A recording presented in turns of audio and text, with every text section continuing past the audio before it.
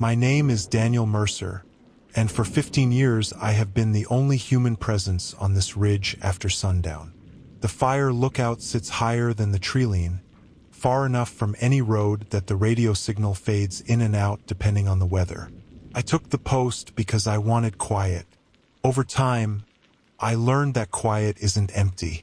It's layered.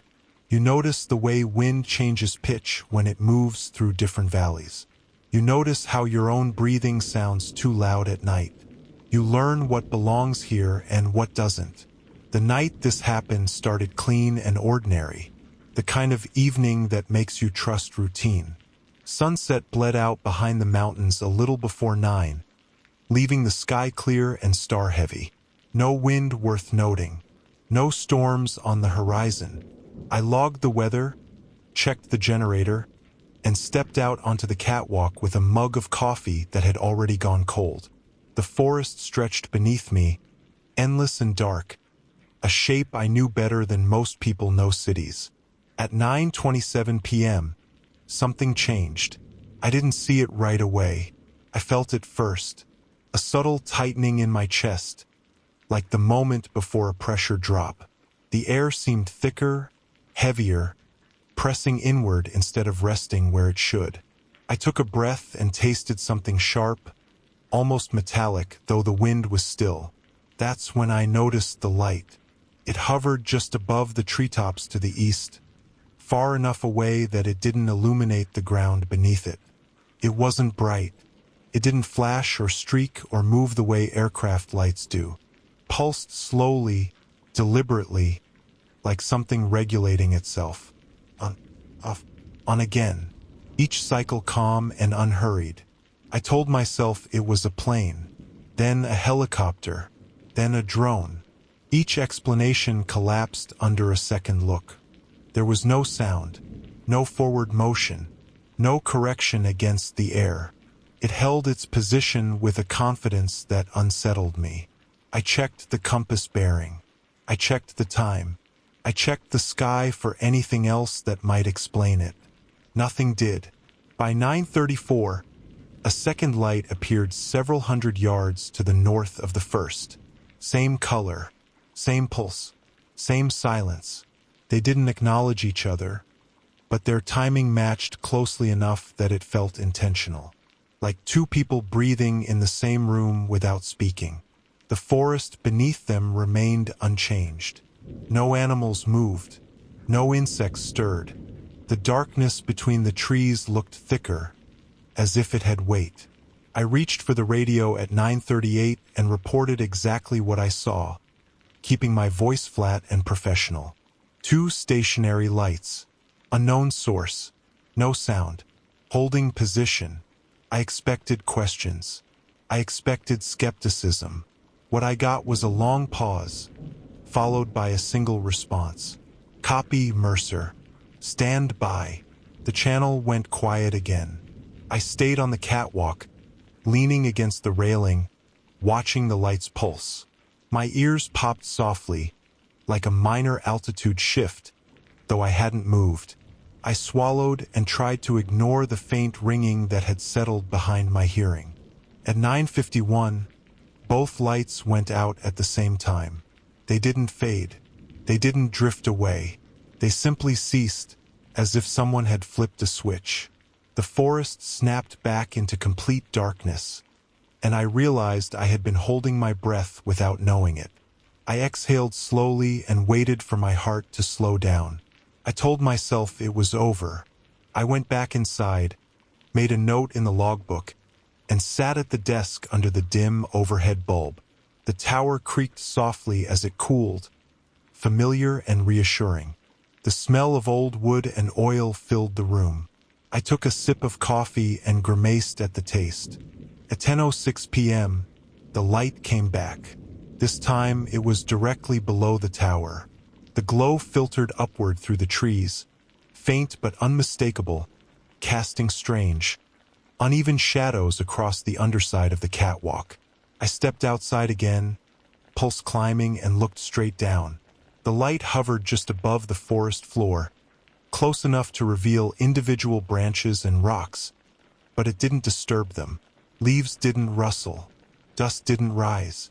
The glow behaved like it wasn't interacting with the world so much as observing it. I keyed the radio again before I could talk myself out of it.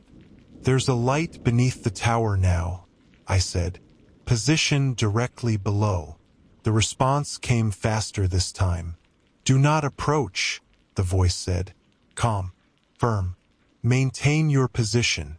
I hadn't said anything about approaching. That realization settled uneasily in my stomach. At 10:19, a third light appeared above the tower. I didn't notice it until the shadows inside shifted. The walls seemed to darken at the edges, as if the room were shrinking. I stepped back inside and looked up through the window. The light hovered directly overhead, dim but present, pressing downward without warmth. I became painfully aware of my own movements, the sound of fabric against skin, the soft click of the radio cooling on the desk. The channel filled briefly with voices that weren't meant for me. Short exchanges, technical terms, coordinates, then silence again. At 10:31, a new transmission cut through. "Mercer, secure all access points and remain inside the tower." I locked the door, drew the curtains partway, and stood in the center of the room, listening to the night close in around me. The lights outside held their positions, patient and unblinking. The forest remained unnaturally still. 15 years alone had taught me how to live with isolation. That night taught me something different. Isolation only works when you are sure you are truly alone. The clock read 11:02 p.m., though time had begun to feel unreliable, like a suggestion rather than a measurement. I stood in the middle of the room with my hands at my sides, listening to the tower breathe. The wood contracted as the temperature dropped, small pops and creaks that usually blended into the background. Tonight, each sound arrived isolated, sharp-edged, demanding attention. The light beneath the tower remained where it was. It did not brighten or dim. It did not wander. It simply existed, a calm, unwavering presence pressed up against the forest floor. The light above the tower held steady as well, faint but oppressive, changing the way the room felt without changing what I could see. It was like being observed by something that didn't need eyes. I tried the radio again at 11:07. No response, not even static. The channel was open and empty, a hollow space where sound should have been. I set the handset down carefully, aware of how loud the plastic felt against the desk. The smell of ozone returned, stronger now, threading through the familiar sense of dust and old paper. My skin prickled, a low-level tension that refused to resolve. I rubbed my palms together and realized they were damp. At 11:14, the pressure behind my eyes intensified. It wasn't pain exactly, more like the sensation you get when a storm is coming, when the air feels charged and expectant. I checked the weather instruments again out of habit.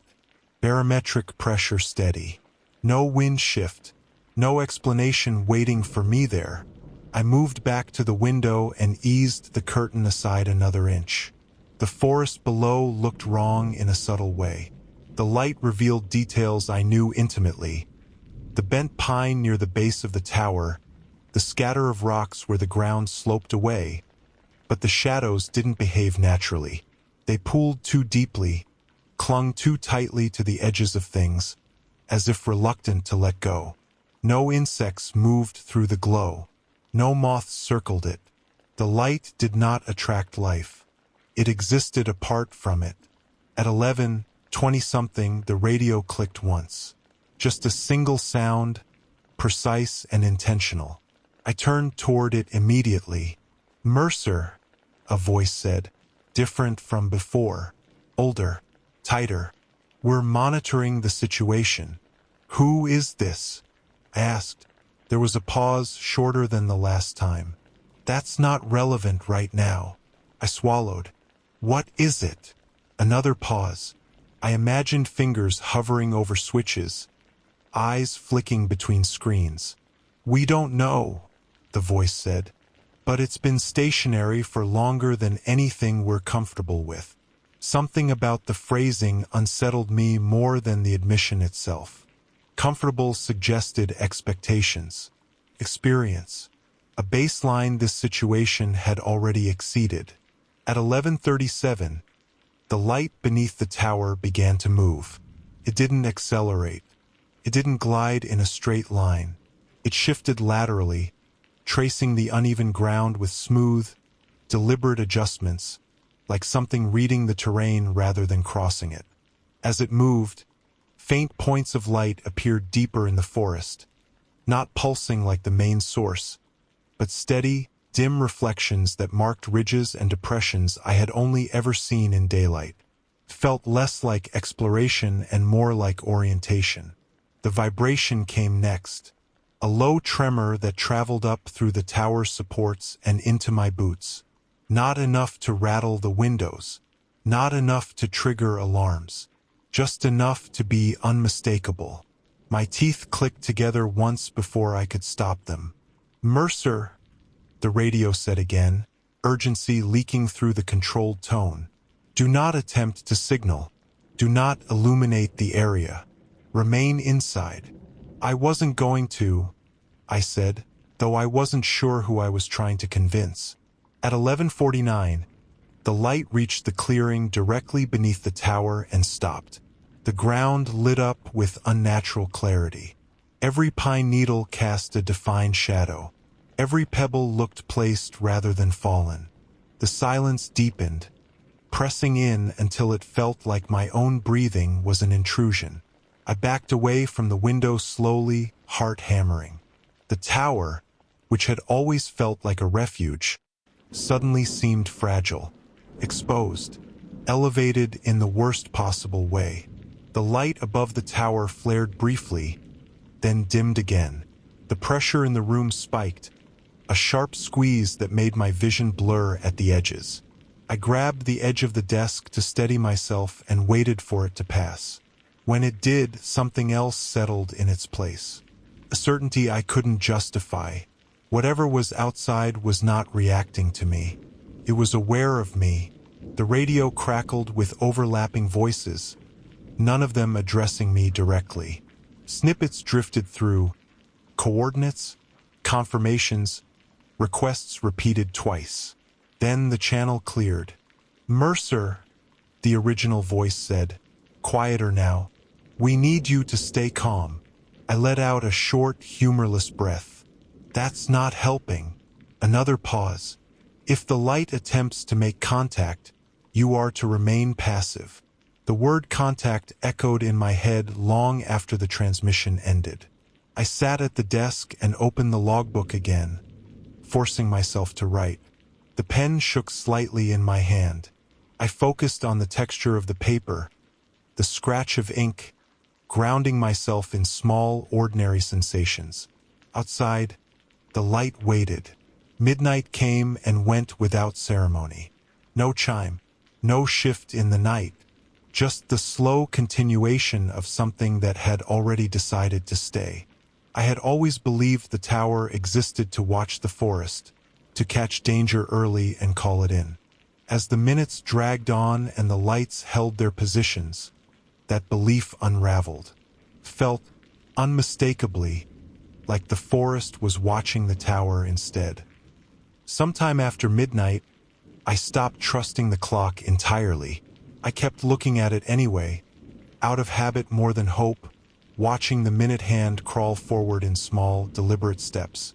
Each time it moved, I felt a brief, irrational relief, as if proof of time passing meant the night would eventually end on its own. The light beneath the tower did not move. It did not pulse. It simply remained, steady and patient, like something that had no reason to rush. The faint glow revealed details I had walked past hundreds of times in daylight, now rendered unfamiliar by the way shadows clung to them. I knew every rock down there by shape, every bend in the ground, yet seeing them like this made the landscape feel staged, arranged for demonstration. The pressure behind my eyes dulled into a constant ache. Not enough to force me to sit down, but enough that blinking felt necessary more often than usual. My ears rang softly, a high, thin tone that never quite resolved into silence.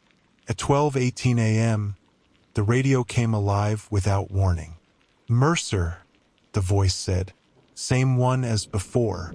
Controlled, professional, stretched thin. "We're going to ask you to perform a simple task." I stared at the handset. "You said not to interact." "This is observational," the voice replied. "No signals. No movement outside the tower." I waited. "We need you to describe the light directly beneath you," the voice continued. "In detail. Anything that stands out." I looked back toward the window. The curtain trembled slightly as I moved it aside, though there was no breeze. "It's uniform," I said slowly. "No visible source. No glare. It doesn't behave like a spotlight. The edges don't scatter." "Color?" the voice asked. "White," I said, then paused. "Not warm, not cold, just white." Another pause. I imagined notes being taken, screens filling with text that couldn't quite capture what I was seeing. "Does it appear to be projecting upward?" the voice asked. I leaned closer to the glass, ignoring the instinct telling me not to. The light rose just enough to brush the underside of the catwalk, softening the shadows there without illuminating the metal itself. "It doesn't feel like projection," I said. "It feels like it's occupying space." Silence followed, longer this time. At 12:31, something changed in the forest. It was subtle, so subtle I almost missed it. A slight shift in contrast at the edge of the clearing, where the light fell away into darkness. The trees there seemed closer together than they should have been, their outlines overlapping in ways I didn't remember. I knew that section of forest well. There was a shallow dip there, a natural break where the ground dropped away. It wasn't visible anymore. I leaned back instinctively, heart rate spiking. "What's wrong?" the voice asked immediately. "The trees," I said. "They look closer." "Closer how?" I searched for words. "Compressed," I said finally. "Like the space between them is smaller." "Is anything moving?" I watched the tree line carefully. No branches swayed. No trunks shifted. "No," I said. "It just looks different." The channel erupted briefly into overlapping voices. I caught fragments. Disagreement. Repetition. Someone saying the same word twice, like they didn't trust it the first time. At 12:44, the vibration returned. This time it lasted longer. A low, sustained tremor that traveled through the tower supports and into the floorboards. The windows rattled faintly, just enough to make the glass hum. I braced myself against the desk, teeth clenched, waiting for it to intensify. Didn't. Instead, the light beneath the tower brightened by a fraction, barely noticeable unless you were already watching closely. The shadows sharpened. The compressed feeling at the tree line deepened. The darkness there thickening into something that looked less like absence and more like obstruction. I became acutely aware of my own position in space. How high I was, how exposed. The tower suddenly felt less like a lookout and more like a pin stuck into the landscape, marking a point of interest. At 12:57, the voice returned, lower now. "Mercer, we need you to listen carefully." "I am," I said. "If the light changes behavior, if it attempts to move upward, you are to remain where you are. Do not retreat to the lower level. Do not use the emergency ladder." My stomach tightened. Why would I do that? Another pause. "We need consistency in your position." That answer didn't satisfy me, but I didn't push. Whatever they were tracking, I was clearly part of the data now. At 1:09 a.m., the insects returned. not all at once. One faint chirp from somewhere beyond the light, tentative and uncertain. Then another. Gradually, the forest soundscape tried to reassemble itself, like a memory being tested for accuracy. The noise didn't reach the clearing. It stopped short, forming an invisible boundary around the glow. The light itself did not react. I felt an unexpected wave of unease at the return of sound. The silence had been oppressive, but it had also been honest. This partial noise felt wrong, like something pretending to be normal. I wrote continuously in the logbook, my handwriting slanting as my hand grew tired. I noted the tremor, the visual compression, the return of insects. Each entry felt inadequate the moment I finished it. At 1:23, the light above the tower dimmed further, almost to the point of vanishing. The room felt lighter immediately, as if a weight had been lifted off my chest. I exhaled and hadn't realized how shallow my breathing had become. Below me, the light remained. Then, without warning, it shifted. Not laterally, not away, upward. The glow rose slowly, smoothly, lifting off the forest floor without disturbing a single branch. It ascended straight toward the underside of the tower, closing the distance with deliberate calm. The shadows beneath me dissolved as it approached, replaced by an even, featureless brightness. My heart hammered so hard it drowned out the ringing in my ears. "Mercer," the radio said urgently, "remain where you are." I didn't move, couldn't. The light stopped just short of the catwalk, hovering there, close enough that the metal beneath my feet glowed faintly in response. The tower creaked softly, not from strain, but from temperature change, as if the air around it had shifted. I stood frozen, staring down at the space where the forest used to be. In that moment, the meaning of the night became painfully clear. This wasn't an observation point. It was an intersection. The light held its position beneath the catwalk, steady and unblinking. It didn't flicker or surge. It simply existed there, close enough that the metal beneath my boots felt warmer. Though when I bent and touched it with my fingertips, it was cold. Not chilled, just empty of heat. I became aware of how quiet my own body was. My breathing had slowed without my permission. My heartbeat, still fast, felt distant, like it belonged to someone else. The pressure in the room shifted again, subtle but unmistakable, a tightening that made the edges of my vision blur. "Mercer," the radio said, the voice clipped and urgent now. "Confirm proximity." "It's directly under the catwalk," I said. "Less than a meter." There was no response for several seconds. I imagined the delay wasn't hesitation, but calculation. "Do not move," the voice finally said. "Do not lean over the railing." I hadn't realized I was doing exactly that until I forced myself to straighten. The instinct to look closer was overwhelming, a pull that felt physical, like gravity had tilted. At 1:36 a.m., the light began to change. It didn't brighten. It didn't dim. Flattened. That was the only word I could find for it. The glow lost its depth, becoming uniform in a way that made distance hard to judge. Shadows disappeared entirely beneath it, as if the concept itself had been removed. The underside of the tower looked wrong without them, exposed in a way I didn't like. I noticed then that the smell of ozone was gone. In its place was something faint and unfamiliar, like warm stone after rain, though there had been no storm. The air felt dry, brittle, as if it would crack if disturbed too much. "Describe the change," the voice said immediately.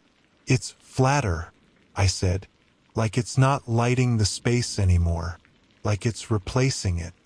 The channel filled briefly with quiet discussion, words overlapping too softly to make out. I heard someone repeat my phrase back, uncertain, as if testing it. At 1:49, the vibration returned, stronger than before. The tower shuddered, not violently, but enough that the logbook slid a few centimeters across the desk. The overhead bulb swayed, casting slow arcs of shadow across the walls. I grabbed the edge of the desk and wrote it out, jaw clenched. The light beneath me did not react. The realization sent a cold spike through my chest. Whatever force was passing through the structure, whatever energy was traveling up from the ground, the light remained unaffected, separate, uninvolved. The radio crackled again. Mercer, if the structure integrity changes. It's fine, I said too quickly. The tower's fine. There was a pause. We're not concerned about the tower.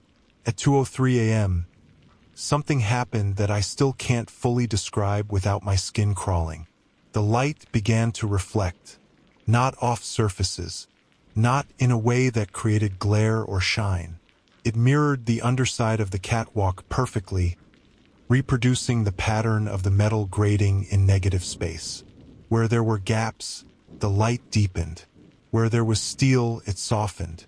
The effect was subtle but unmistakable. It wasn't illuminating the tower anymore. It was mapping it.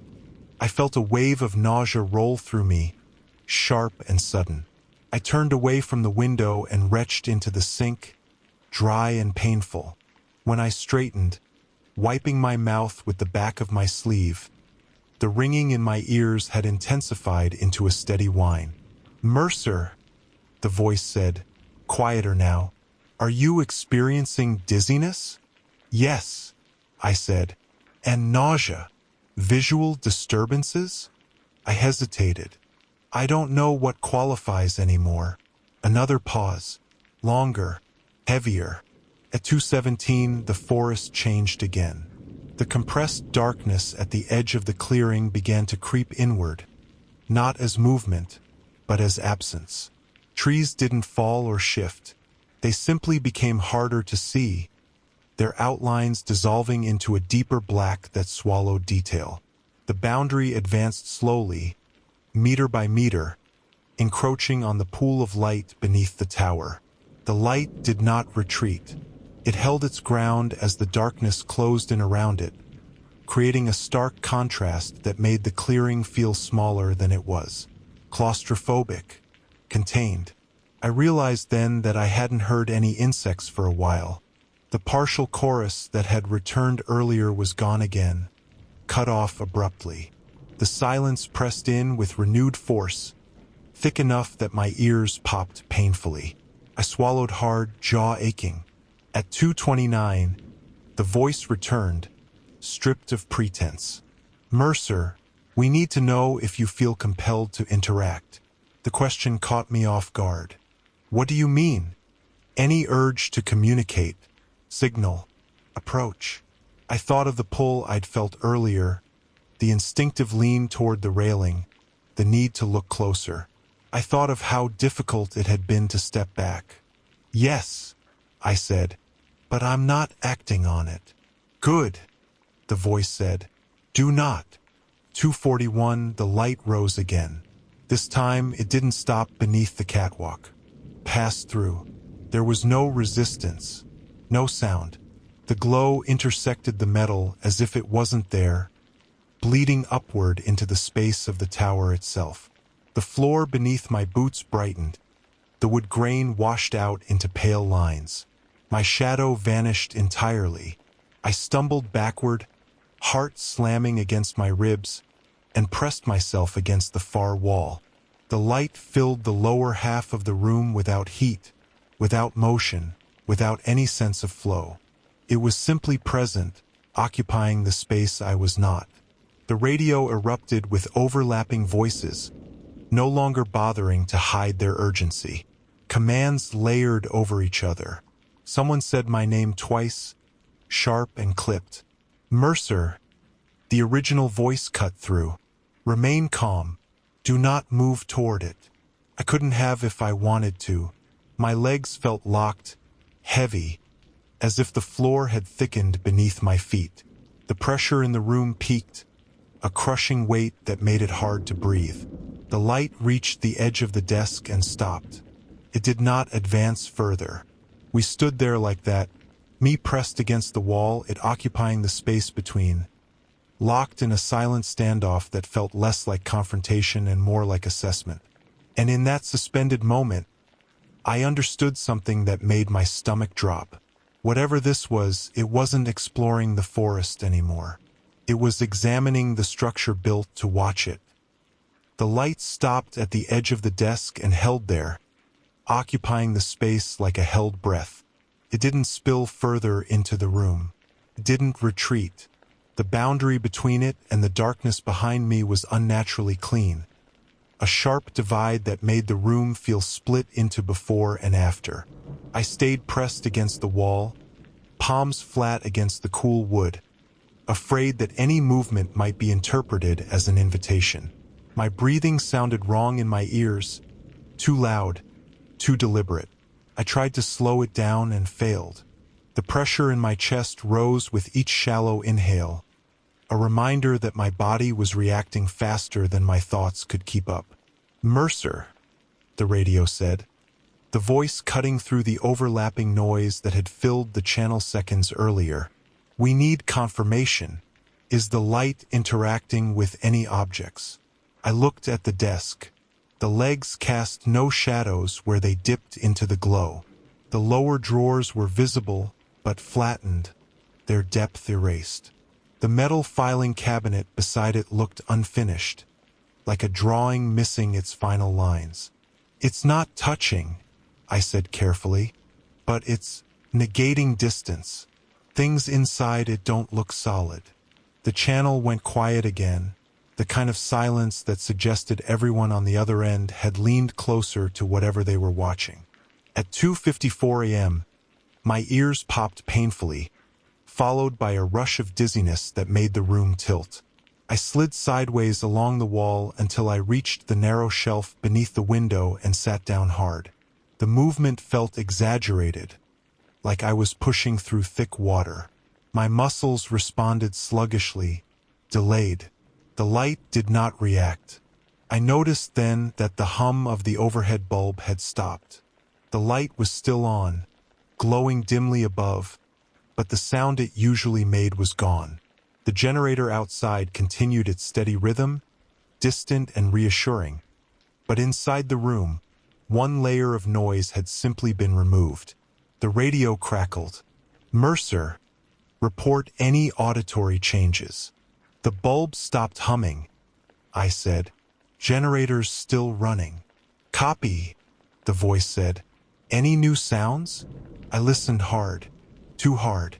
My own pulse roared in my ears. Beneath it, something else surfaced. Not a sound exactly, more like the absence of one, concentrated near the boundary of the light. A pressure gradient I could feel in my sinuses, as if sound itself was being absorbed before it could form. "No," I said finally. "Just less." 3:07, the light began to withdraw. Not upward, not outward. It receded vertically, sinking back toward the floor in slow, measured increments. The boundary slid away from the desk, restoring depth as it went. Shadows reappeared tentatively, like they were testing whether it was safe to exist again. The pressure in my chest eased by degrees, though my heart continued to race. I didn't move. I didn't speak. I watched. The glow retreated through the floorboards without resistance, passing through the structure as effortlessly as it had entered. Within minutes, it was gone from the room entirely, leaving only the faint residue of brightness on the underside of the catwalk outside. I realized my hands were shaking. "Mercer," the voice said softly now, "are you stable?" "Yes," I lied. "I'm stable." "Did it leave any physical traces?" I scanned the floor, the walls, the desk. Everything looked intact. Ordinary. Too ordinary. "No," I said. "Nothing I can see." Another pause. "Remain where you are." At 3:21, the forest lights beyond the tower began to fade. One by one, The faint glimmers among the trees winked out, not simultaneously, but in a sequence that followed the terrain. Ridge first, then slope, then the deeper low ground. The clearing beneath the tower darkened as the last residual glow vanished, restoring the forest to the black mass I recognized. The silence lingered. I waited for insects to return, for wind to stir the branches, for anything to signal that the world was reasserting itself. Nothing did. The night felt emptied, like a stage after the actors have left but before the lights come back on. At 3:34, the radio came alive again, and this time the voice didn't bother with preamble. "We are escalating response," it said. "Additional assets are being mobilized." "How far out?" I asked. There was a pause. "Several hours." The words settled heavily in my stomach. Dawn was still a long way off. "What was it?" I asked quietly. The answer came slower than before. "We don't have a classification." That should have been reassuring. Instead, it made the room feel smaller. At 3:46, I noticed the smell again. Not ozone this time. Something dry and mineral, like dust from freshly cut stone. It clung to the back of my throat. I coughed once and the sound seemed to die halfway to the walls. I opened the logbook and forced myself to write, documenting the retreat, the lack of physical damage, the persistent silence. My handwriting wavered, but the act of recording anchored me. If it was written down, it was real. If it was real, it could be handled. At 3:58, the light above the tower finally disappeared. The faint presence that had pressed down on the room since earlier lifted all at once, like a weight removed from my shoulders. I inhaled deeply and felt the air move freely for the first time in hours. My ears rang once more, then settled into something closer to normal. I stood slowly, testing my balance. The room no longer felt distorted. The walls stood straight. The desk looked like a desk again. The tower creaked softly as the temperature continued to drop, familiar and comforting. Outside, the forest remained silent. I stepped to the window and looked out. Nothing moved beneath the trees. No lights, no glows, no signs that anything unusual had ever been there. The clearing looked empty, ordinary, almost inviting. The radio crackled one last time. "Mercer, maintain position until relieved." "Understood," I said. The channel went quiet. I stood alone in the tower, surrounded by darkness that felt less like absence and more like concealment. Whatever had come and gone had left no mark I could point to, no evidence I could photograph, no trace I could hand over. But as I closed the logbook and sat back down, one thought refused to leave me. It hadn't withdrawn because it was finished. It had withdrawn because it had learned enough. The disappearance of the light did not bring relief the way I expected. It left behind a vacuum, a sense that something essential had been removed and not replaced. The tower felt hollowed out, every sound too loud in the absence of whatever pressure had filled the space before. I stayed by the window for a long time, scanning the clearing beneath the tower until my eyes ached. Nothing moved. The forest looked exactly as it had on 100 other nights, but the familiarity rang false, like a well-rehearsed lie. I could still picture the glow pooling there, still feel the way the room had bent around it. At 4:07 a.m., the insects returned all at once. The sound crashed back into the night without warning, a dense, overlapping chorus that filled the silence too completely. Crickets, cicadas, something buzzing close enough that I flinched.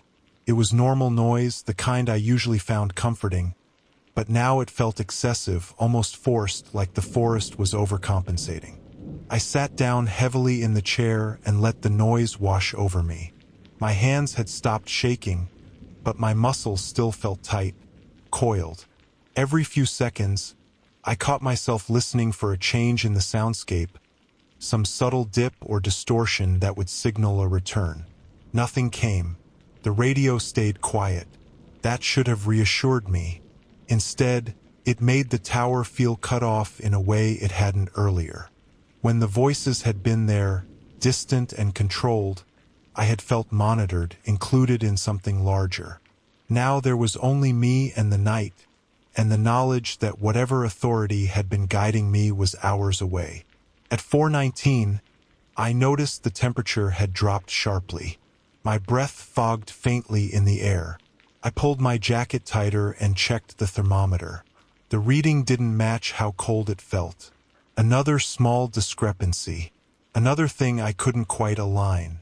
I walked the perimeter of the room slowly, forcing myself to move, to reclaim the space.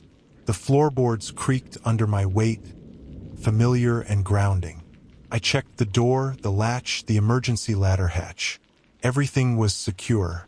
Everything worked. Still, I avoided stepping into the area where the light had filled the room. At 4:33, the smell of stone returned. It was faint, barely there, but unmistakable now that I recognized it. Dry, mineral, like dust shaken loose from deep underground. It didn't seem to come from any particular direction. It just existed, evenly distributed, as if the air itself carried it. I froze, heart kicking up again, and listened.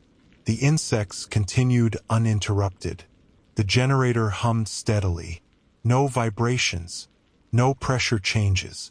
I waited for several long minutes before convincing myself the smell was residual, a lingering effect of stress or imagination. I opened a window slightly, letting cold night air spill in. The smell didn't dissipate. At 4:48, the radio crackled softly, startling me despite my vigilance. "Mercer," the voice said, the same one as before. Calm again, carefully neutral. "We have eyes on the area." I gripped the handset. "From where?" There was a pause. "Aerial." I moved back to the window and scanned the sky. The stars looked normal. No moving lights. No sound. "I don't see anything." "You wouldn't," the voice said. "Remain at your post." I wanted to ask more. I wanted to know what they were seeing, what instruments were telling them things I couldn't perceive from the tower. Instead, I said nothing. The channel went quiet again. At 5:02, the forest changed for the last time that night. Not visually, not audibly.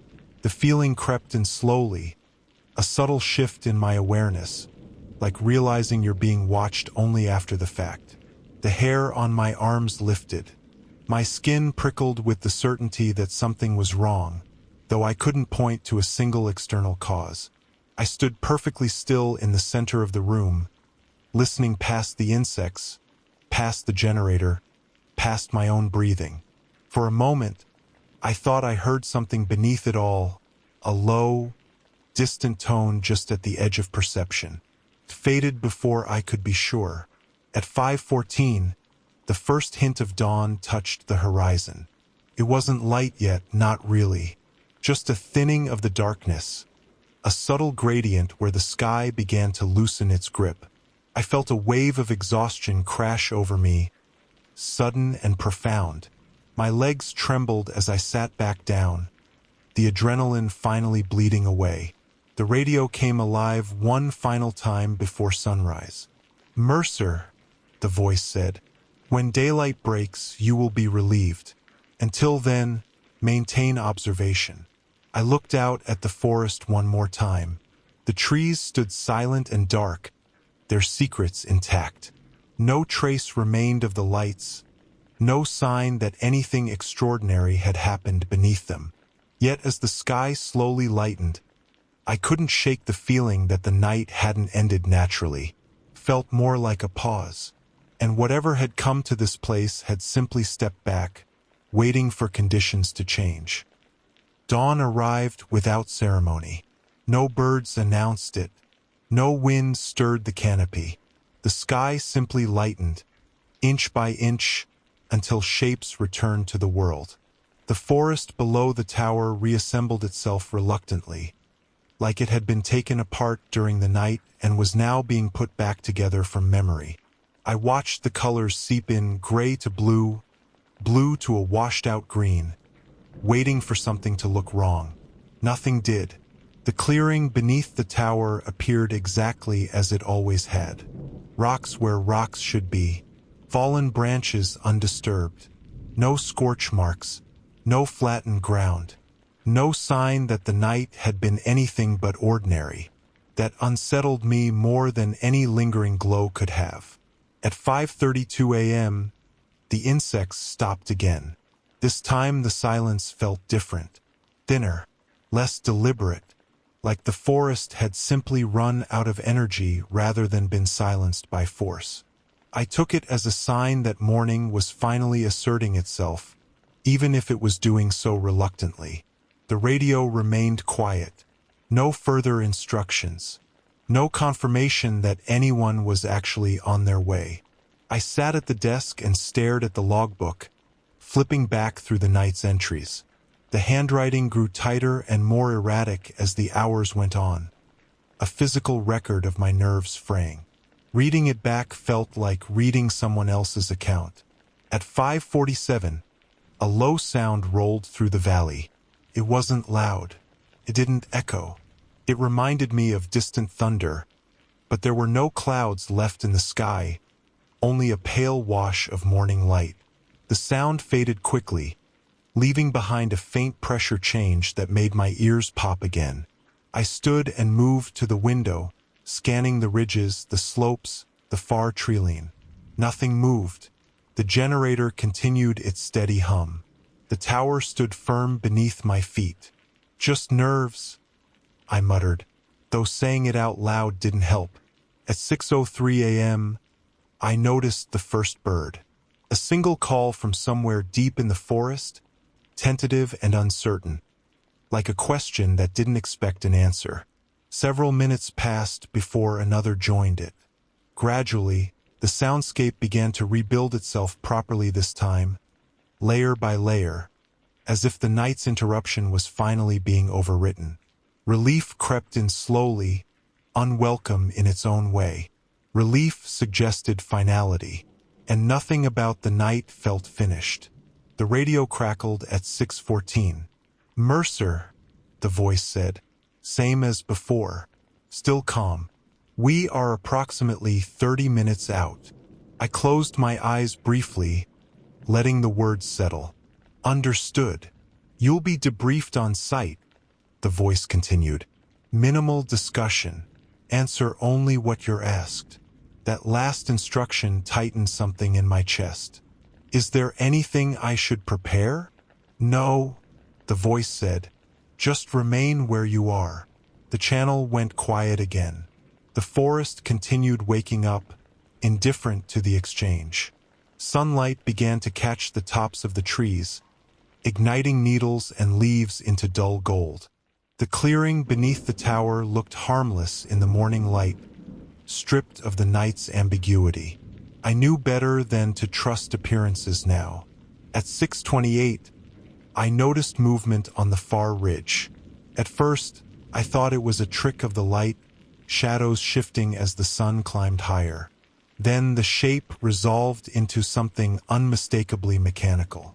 A helicopter, still distant enough to be silent, its outline barely visible against the brightening sky.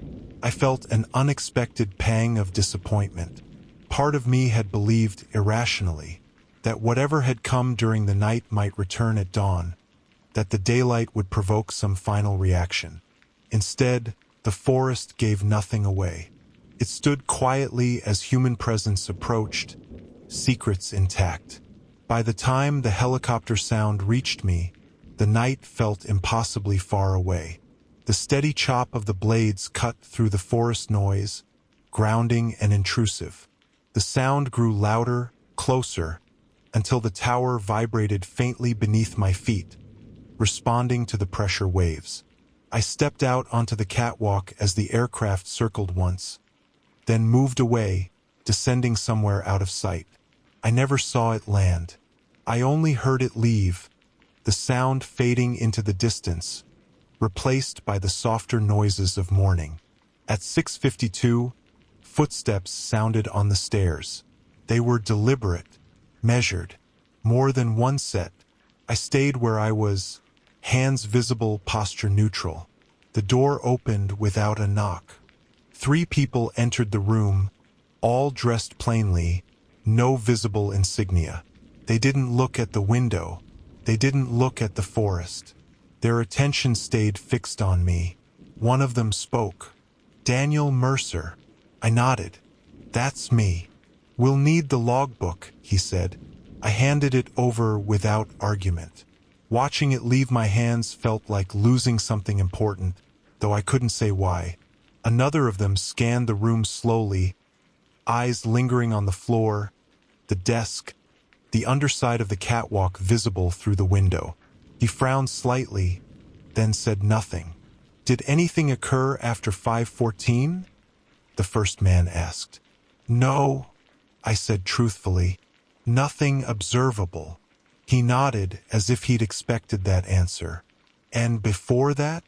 I hesitated, then began recounting the night in careful, factual terms.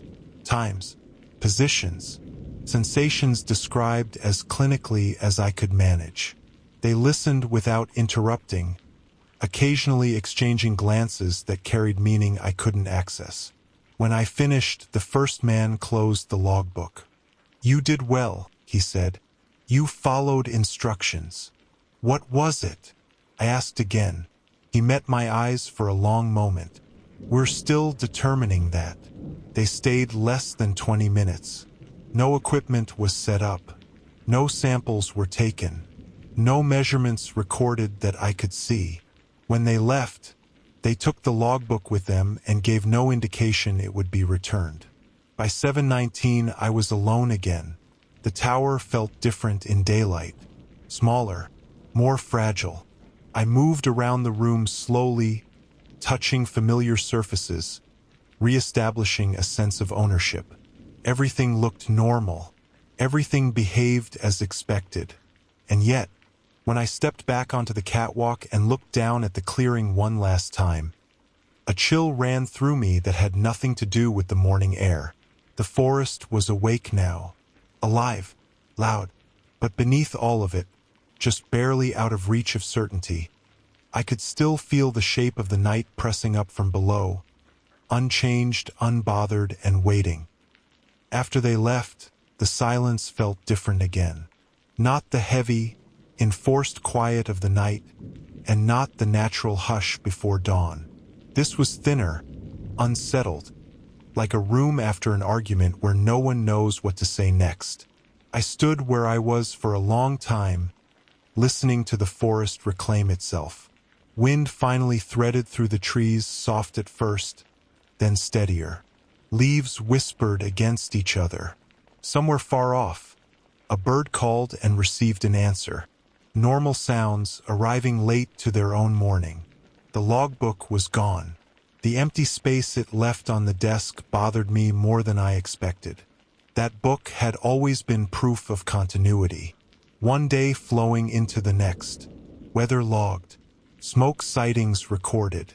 Small human marks laid gently on something vast. Now there was a gap where the night should have been, a section removed so cleanly it felt intentional. I poured the rest of the cold coffee down the sink and rinsed the mug, the clink of ceramic against metal sounding too sharp in the quiet room. The water ran clear. No residue. No discoloration. I watched it longer than necessary, half expecting something else to surface. Nothing did. At 7:41 a.m., the radio came back to life, bursting with routine chatter as if the night had never happened. Weather updates. A ranger calling in about a fallen tree on a service road. Someone joking about the early hour. I listened without responding, letting the normalcy wash over me like static. When I finally keyed the mic, my voice sounded strange in my own ears. "Lookout 3 is operational," I said. "No current sightings." "Copy that," someone replied immediately. No hesitation. No follow-up. The moment passed, sealed off behind procedure. I spent the next hour moving through the tower methodically, checking equipment, logging temperatures, performing tasks I had done thousands of times before. Each action felt slightly out of sync, like my hands were a fraction of a second behind my thoughts. I dropped a wrench once and flinched hard at the sound. Outside, sunlight spread across the clearing beneath the tower, revealing nothing out of place. The ground showed no marks, no scorched needles, no disturbed soil. I scanned for anything subtle, a pattern broken, a color wrong, but the forest offered me nothing. At 8:26, I realized I was avoiding one specific area of the room, the space where the light had risen through the floorboards. There was nothing visibly different about it. The wood looked the same as everywhere else, worn smooth by years of boots and chairs dragged across it. Still, my body resisted stepping there, as if memory alone could trigger a response. I forced myself forward. The floor felt solid beneath my weight. No give, no warmth, no sensation beyond the familiar grain pressing through the soles of my boots. I stood there for a full minute, breathing slowly, waiting for something to happen. Nothing did. That should have been reassuring. Instead, it left me with the uneasy sense that the absence of reaction was itself the point. At 9:03, I heard the helicopter again. This time it was farther away, moving laterally across the ridgeline rather than approaching. I stepped outside and watched it pass, a dark shape against the brightening sky. It didn't slow. It didn't circle. It simply crossed the valley and disappeared. I realized then that the night had not drawn attention to the tower itself. No one had treated the structure as damaged or compromised. There had been no inspections, no concern for my safety beyond keeping me where I was. The interest had been in the space. At 9:18, a ranger truck appeared on the distant service road, kicking up a thin trail of dust. It stopped well short of the tower. A single figure stepped out, looked up, and waved. I returned the gesture automatically, though the movement felt disconnected from intent. He didn't come any closer. The rest of the morning passed slowly, too slowly. Each minute stretched, padded with routine and the lingering weight of the night. I found myself replaying moments without meaning to.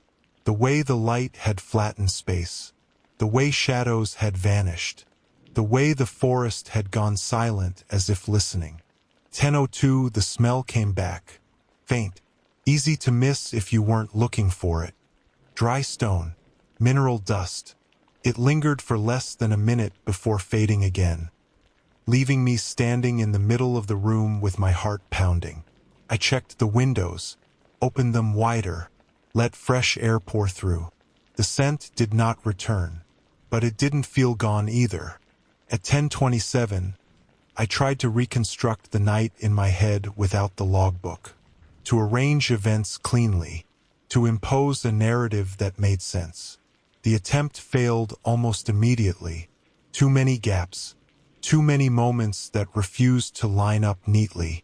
What I remembered most clearly wasn't the light itself. It was the feeling of being positioned, as if the tower hadn't just been observed, but referenced, used as a point of comparison, a fixed coordinate in something much larger and harder to perceive. At 10:54, I received a call on the radio, routed through channels I didn't recognize. "Mercer," the voice said, "not the same one as before. Younger, careful. You're cleared to continue normal operations." "That's it?" I asked. A pause. "Yes." "What about the logbook?" Another pause, shorter. "You'll be issued a replacement." The channel closed before I could respond. I sat down heavily in the chair and stared at the empty space on the desk again. A replacement logbook would arrive. New pages, clean lines, No record of the night that had broken the rhythm of everything I thought I understood. Outside, the forest moved and breathed and lived, indifferent to my unease. Sunlight flashed between branches. A breeze carried the smell of sap and earth up to the tower. Normal. And yet, as the day wore on, a single thought settled in and refused to leave. Whatever had come here had not been interrupted. It had not been driven away. It had completed something. And if the night had been an intersection, as I'd realized hours earlier, then daylight was not an ending. It was merely the clearing of traffic. By late afternoon, the forest had fully reclaimed its rhythm. Wind moved freely through the canopy. Birds hopped between branches without hesitation. Somewhere downslope, I heard the distant crack of a tree settling, the kind of sound that meant nothing at all. The world had decided, collectively, to move on. I hadn't. The replacement logbook arrived just before 3 p.m., delivered by a ranger who didn't ask questions and didn't linger. Fresh pages, crisp binding, no marks, no continuity. I placed it on the desk where the old one had been and stared at it for a long time before opening it. The first entry felt wrong the moment I wrote it. The night before existed only in me now, undocumented and unofficial. As the hours passed, I became increasingly aware of how carefully ordinary everything felt. Too aligned, too clean. Every system reported normal. Every instrument behaved as expected. Even my body began to settle, the lingering tension bleeding off until exhaustion replaced it. That worried me more than the fear had. At 4:11 p.m., I noticed something subtle while scanning the tree line. A section of forest to the east, the same direction where the first lights had appeared, seemed harder to focus on. Not blurred, just resistant. My eyes slid off it unless I forced myself to stare. When I did, the sensation behind my eyes returned briefly, a dull pressure that eased the moment I looked away. I logged nothing. By early evening, the sky began to shift toward gold and copper. Shadows lengthened across the clearing. The day folded in on itself, preparing to become something else. I watched the light change with a sense of detached inevitability, like I was witnessing a process that no longer belonged to me. At 6:02, the radio crackled with routine traffic again. Shift changes, weather updates, plans for the week ahead. I responded when required, my voice steady, indistinguishable from any other day. No one asked how I was feeling. No one referenced the night. At 6:37, I caught myself checking the floorboards again. The spot where the light had risen through the room looked unchanged. Still, I found myself memorizing its exact position relative to the desk and the window, as if mapping it mattered. As if knowing precisely where it had been might help me recognize it if it returned.